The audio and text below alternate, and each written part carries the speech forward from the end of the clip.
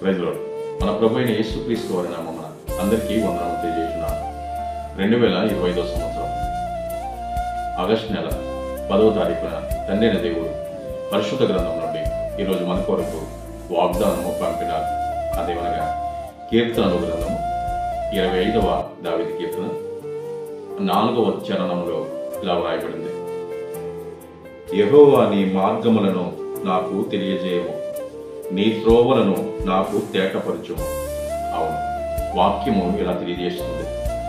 దేవుని క్రియలను కొంతవరకు తెలుసుకోవడం విశ్వాసులకు సాధ్యము అవుతుంది, కానీ వాస్తవానికి ఎన్నటికీ ఆయన మార్గాలను అర్థం చేసుకోలేము. అంటే మన పట్ల ఆయనకు ఉన్న జ్ఞానయుక్తమైన ఆలోచనను మనం అర్థం చేసుకోలేము. మనము నీతి మార్గములో నడుస్తూ దినమెల్లా దేవుని కొరకు కనిపెట్టుకొని ఉండాలనే ఆశ మనలో ఉండాలి.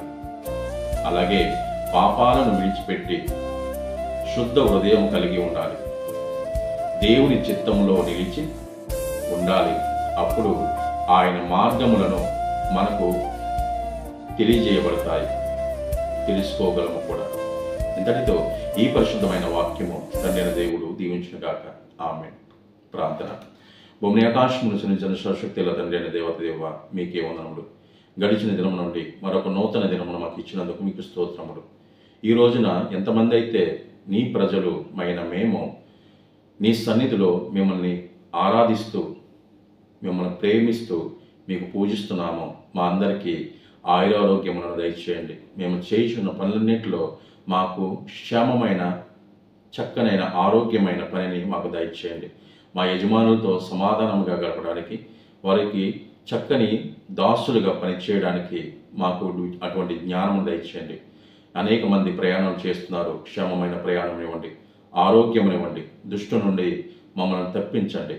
మీ మార్గంలో నడిపిస్తారని, మీరు ఆఖరి సమయంలో మమ్మల్ని జ్ఞాపకం చేసుకుంటారని త్వరలో రానయ్యున్న మా ప్రభు అయిన యేసుక్రీస్తు వారి నామమున బ్రతిమాలి వేడుకొనిచున్నాం తండ్రి. ఆమేన్. అందరికీ క్రీస్తు నామమున వందనం తెలియజేస్తున్నాను. ఈ వాక్యమును అనేక మందికి పంపించండి. దైవ దీవెనలు, దేవుని ఆశీర్వాదములు మీరు పొందుకోవాలని నా ప్రార్థన. ఆమేన్. Praise the lord.